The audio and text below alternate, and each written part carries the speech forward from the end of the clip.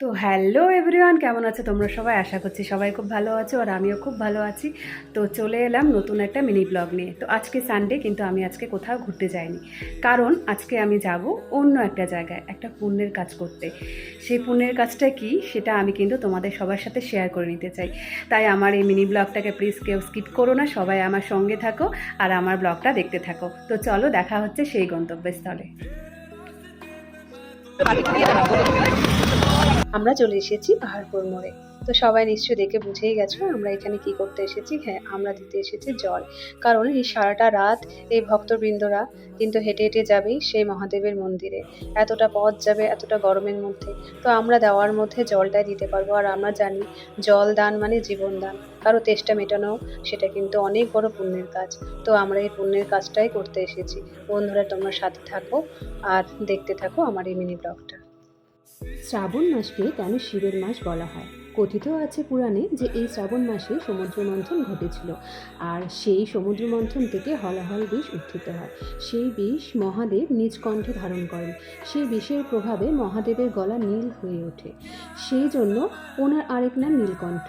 সেই বিষের তীব্রতা কমানোর জন্য স্বর্গের দেবতারা শিবের মাথায় গঙ্গা জল ঢালতে থাকেন। সেই কারণে শ্রাবণ মাসে শিবের মাথায় গঙ্গা জল ঢালা হয়, আর এতেই শিবের আশীর্বাদ প্রাপ্ত হন ভক্তরা। আমি স্পেশালি থ্যাঙ্কস জানাতে চাই আমার বন্ধু সোমাকে, কারণ ওর জন্যই কিন্তু আমি আজকে এখানে আসতে পেরেছি। এখানে একটা টিম ওয়ার্ক হচ্ছে আর ওই আমাকে এখানে নিয়ে এসেছে। আমার সবাইকে খুব ভালো লেগেছে, সবাই খুব ফ্রেন্ডলি। এখানে সব দিদিদের সাথে আমার পরিচয় হয়েছে। দিদি, তোমার নাম কি? তোমার নাম মুন্দি। আর তোমার নাম কি দিদি? হ্যাঁ, ঝুমদি। আজ আমি এই শিবের ভক্তদেরকে জল দিতে পেরে কতটা যে শান্তি পেয়েছি বন্ধুরা, আমি সেটা তোমাদেরকে বলে বোঝাতে পারবো না।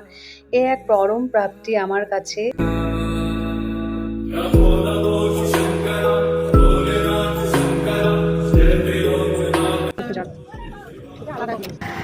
এখন প্রিয়াঙ্কা যাচ্ছে সবাইকে জল দেওয়ার জন্য।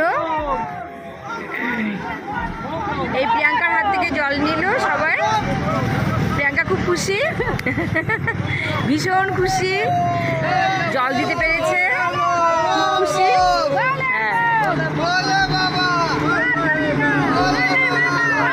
আমরাও ভাবতে পারিনি যে আজকে আমরা এখানে এসে জল দিব, সবাইকে জল দিতে পারবো। এই যে প্রিয়াঙ্কা, হ্যাঁ, ভীষণ ভালো লাগছে।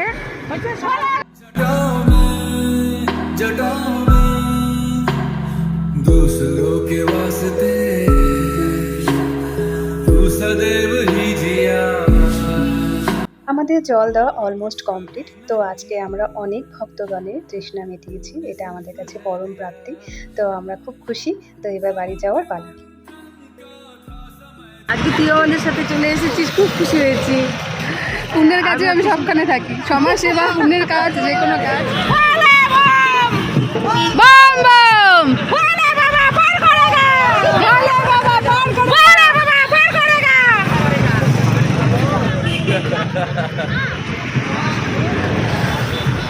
জল প্রচুর খাটাখাটনি করছি, এত খাটনি করা হয়েছে। আর দিদি শরবতটা ভীষণ ভালো তৈরি করেছিল, কারণ আমি শরবত জেনারেলি খাই না। সেখানে আমি 3 গ্লাস শরবত খেয়ে নিয়েছি।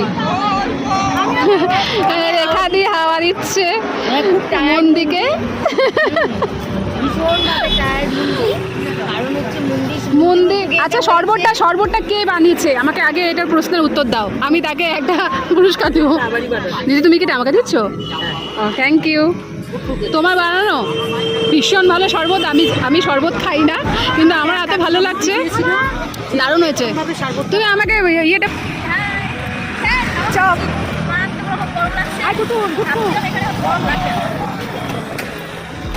তোরা কি নিবি চপটা? খুব ভালো। জল খাবার পরে প্রচুর গ্লাস পড়েছিল রাস্তায়, সেই গ্লাসগুলোকেই কিন্তু আমাদের টিমের এক দাদা পরিষ্কার করে দিয়েছে, কারণ পরিবেশকে পরিষ্কার রাখার দায়িত্ব কিন্তু আমাদের। ভীষণ ভালো হয়েছে চাটা, কারণ আমি চিনি কম খাই। তো এক মিনিট ধর, মানে অ্যারেঞ্জ করা সব থ্যাংক ইউ। চিনি দেওয়া না। আমি চিনি কম খাই, আমার চিনিটা পারফেক্ট লাগছে। Thank you.